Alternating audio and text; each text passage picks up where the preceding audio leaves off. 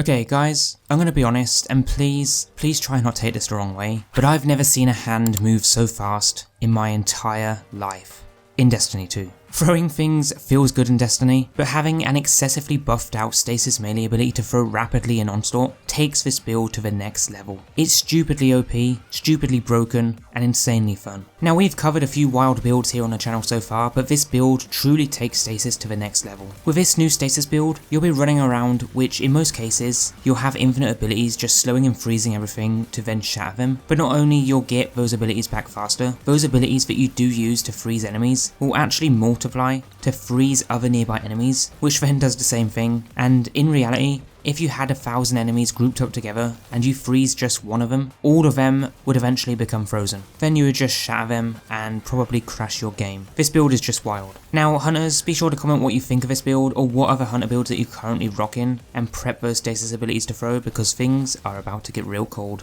Roll the intro.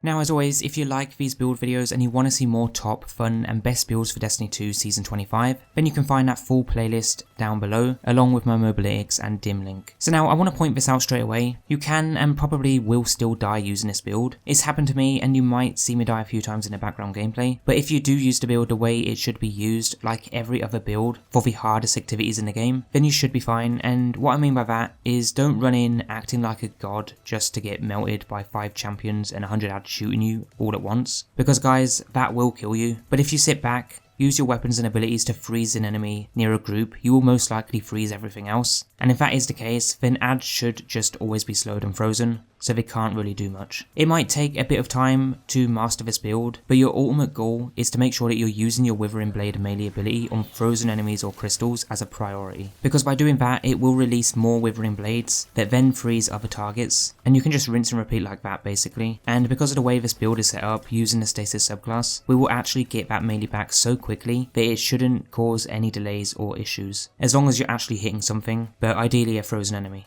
Now, the way you'll use this build in any activity is you first want to slow and then freeze an enemy. You can do this by using a grenade or one of your melee charges. Once you've done that though, just use your melee charge on either the frozen enemy or a crystal generated, which will then send waves out that slow and freeze more enemies. You can shoot them as well, that is also fine, but you ideally want to use the melee first as a priority because of our exotic armor, and I'll get to that in just a moment. But a few important things to note here are that firstly, shattering frozen enemies and crystals will generate stasis shards, and picking these up will give you frost armor and melee energy. And while frost armor is active, you will have that chance to generate more shards, so you're basically looping between those two things. And secondly, you can use your grenade to then shoot the crystals. That will give you shards as well if you need them, but it is also going to give out the same effect, which just shoots more crystals out in a way, so you can kind of keep this going, where you could technically just fill up the room with never-ending crystals. But if you are using the build right, it should play out something like this when you're in activities with a lot of enemies, so you just keep slowing and freezing everything constantly.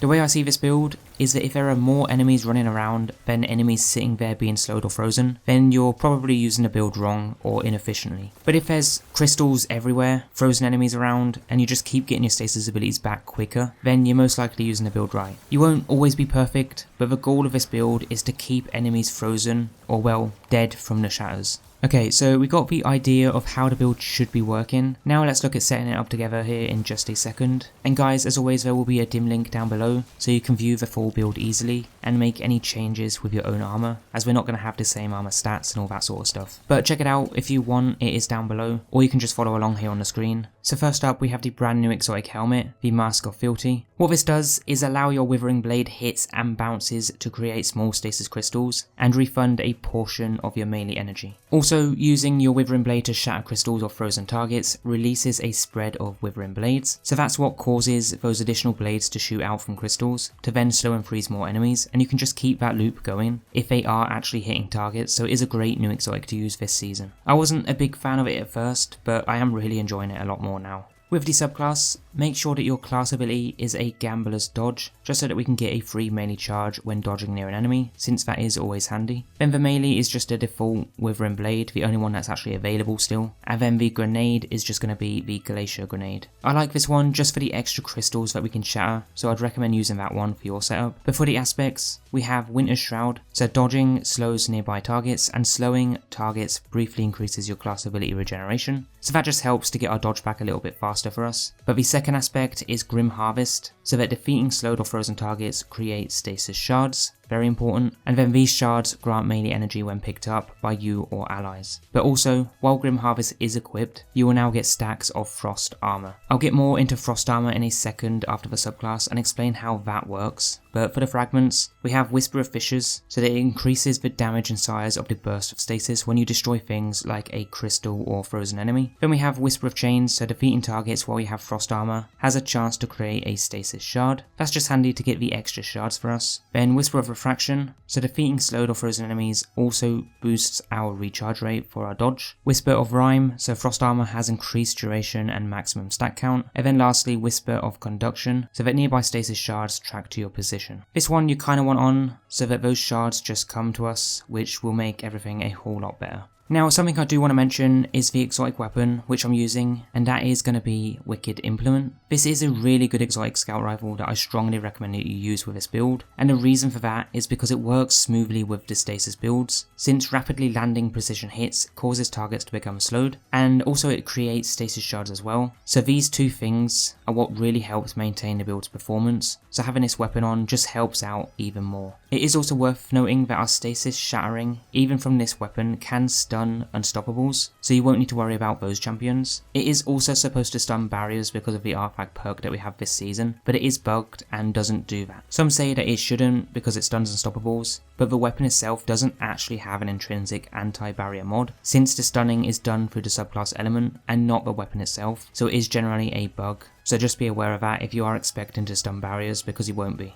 When it comes to the Frost Armor, what Frost Armor does is give you extra damage resistance against enemies that grows stronger as you gain more stacks. Now with us using Whisper of Rime, this will allow us to hold 8 stacks, so 8 shards picked up will give us 8 stacks. And that will last quite a long time, but also grant us a whole 36% damage resist buff, which in endgame content is huge. That will massively increase survivability, and you will notice that as you're just playing and slowing enemies, freezing them, shattering them, and then killing them while you have that Frost Armor. So you will keep generating those shards to pick up, and just maintain that Frost Armor stack at ×8. So it is pretty easy to use and keep those stacks up, even in endgame, because you don't necessarily need to kill enemies, just destroy and shatter frozen things. But when you do run out of time, you will lose the entire stacks, so just be careful, but even if you do, it's not a big deal, because you'll just keep getting more anyway. And by the way, Frost Armor does also play a big part of this build, because the artifact this season is focused heavily around stasis and Frost Armor. So speaking of that artifact, the things that you want in there are firstly, one with Frost, so that while Frost Armor is active, stasis weapons gain increased reload speed. Shouldn't matter too much if you're using Wicked Implement, as the amount of shards that we generate, it will just keep refilling the mag, and if you got the catalyst, it will actually overflow the mag as well. The next perk we have is Wind Chill, so rapid stasis weapon precision hits grant Frost Armor. This will just help a lot in GMs, where you are going to hit hard adds constantly, so that will just give us Frost Armor stacks when we won't have as many shards being generated. But we're also going to boost this artifact perk with Tonics as well. So in the volatile Tonics, you're going to want to create this one for the Wind Chill, and this will spawn more stasis shards when dealing damage to slowed targets, which will be done from our Wicked Implement, because remember that Wicked Implement will slow targets, and then because of that, generate more stasis shards for us.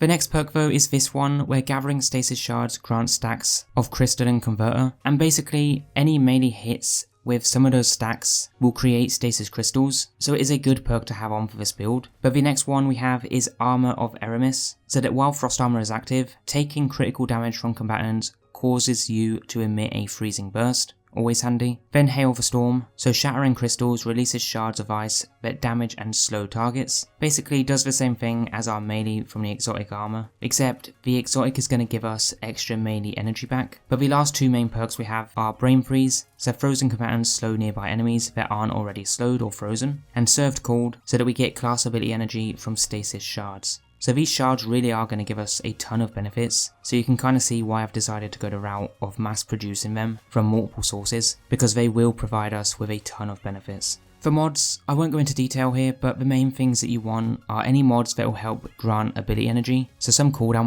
mods that use orbs of power and stuff like that, but also help us to get our super energy faster and generate orbs of power. These are sort of mods you do want to prioritize, and then for stats, your stat focus will be resilience, discipline, and then strength in that order. Since we have a lot of things giving us mainly energy and not enough granting grenade energy, you do want to focus on getting discipline to 100 for that ability, which will help it passively regenerate. Now, overall, this build is really effective, especially for solo players or players who want to provide frozen support to allies by freezing everything, because with this build, you'll pretty much just be slowing and freezing everything you come across, but also be getting that constant frost armor for more survivability. So definitely give this build a try, set it up and let me know how you guys are finding it. Otherwise, that is all for this new Stasis Hunter build. I've been Divide. Don't forget to check out the full playlist down below for more top builds in Destiny 2 episode Revenant or season 25. And whatever else you get up to, have a good one, and I'll see you guys in the next video.